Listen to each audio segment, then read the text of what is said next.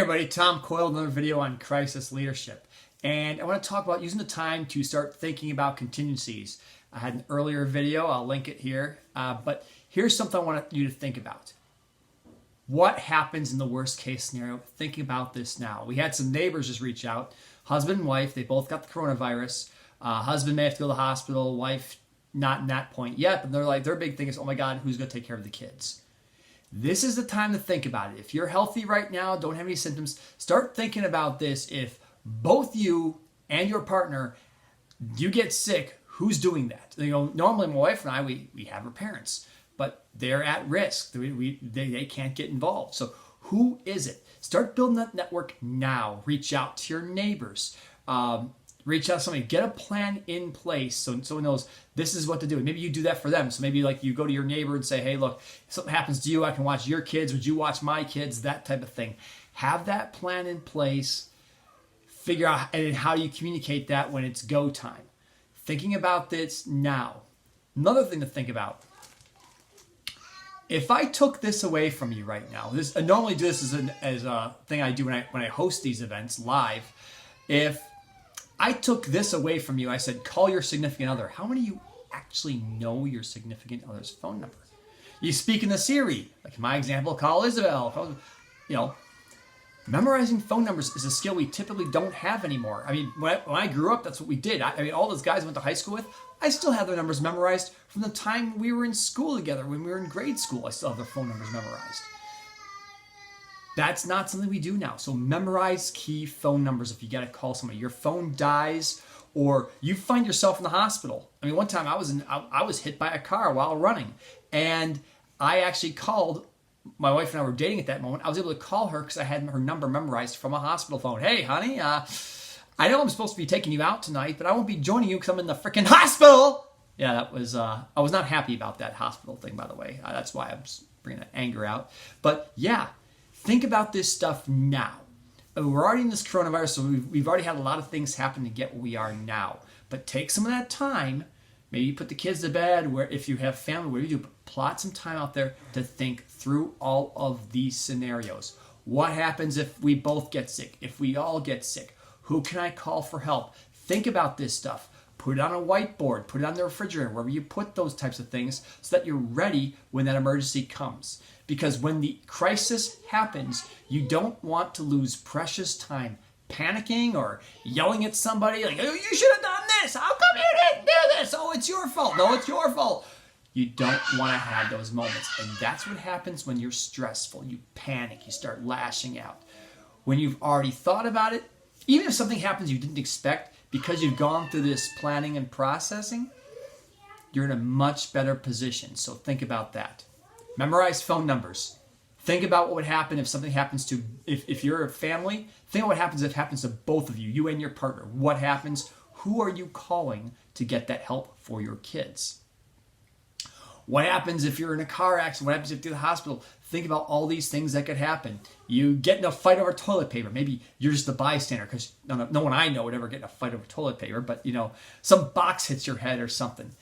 Think about these things. And if let's say you're hurt and your kids, what do your kids do?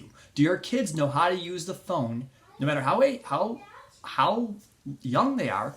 Do they know the phone to pick it up, to unlock your phone and make a phone call to somebody? Do they know? I've taught that to my kids. Even my daughter, she's 2. She can pick up my phone and call grandma. She knows how to do that. All right? So teach your kids, teach yourselves, think about things. Memorizing phone numbers that could save your life. Having a plan in place, knowing what happens if something happens to you, know what happens. Like basically, if I drop dead right now, Isabel knows, okay, how do I get money from the bank? How do I get access to Tom's trading account? All this stuff, let people know. The Army practices all the time. That's the whole thing. I was the rear detachment commander, where one of the things I had to facilitate is before these guys deployed, what's the plan? How does the wife get access to the bank accounts? Who's got power of attorney? All these documents. In fact, get your documents in order. Use this time. You've got some more downtime than you probably do. Get your documents in order. I had a friend of mine got married, and did not update his information. So when he tragically died, his wife got nothing because she was not on the documents. Now, fortunately, the goodness of his family, because everything went to his brother and sister when he was still single, they actually, gave her some of that stuff. But the thing is, update those things now. Don't let someone else decide. No one wants the inevitable to happen. But just like you do a fire drill for your when you're in school, do those things here. What happens? My kids, Tommy has access to a knife to cut himself free from a seatbelt. Though, if we're driving in the car, something happens to me, he needs to get out of the car for some reason, he can do that. So, in fact, and this is the knife I got him. Just a simple thing. It's just like this. It lashes on the end of his car seat. He can get it. Takes this thing, cuts his belt away, and because I already have him cutting vegetables, he's already familiar with how to use a knife, how to cut his sister free if we need to cut her free for something. Again, hoping he never has to use it, but if something happens, I'm driving in the car and I'm hurt, I'm incapacitated, he can cut himself free from his seatbelt, he can get my phone, he can call somebody. Learn those skills. And I touched on some things earlier. I have another video, but I'll regurgitate some information here. Have a pack you always take with you. In the military, we call it the go bag.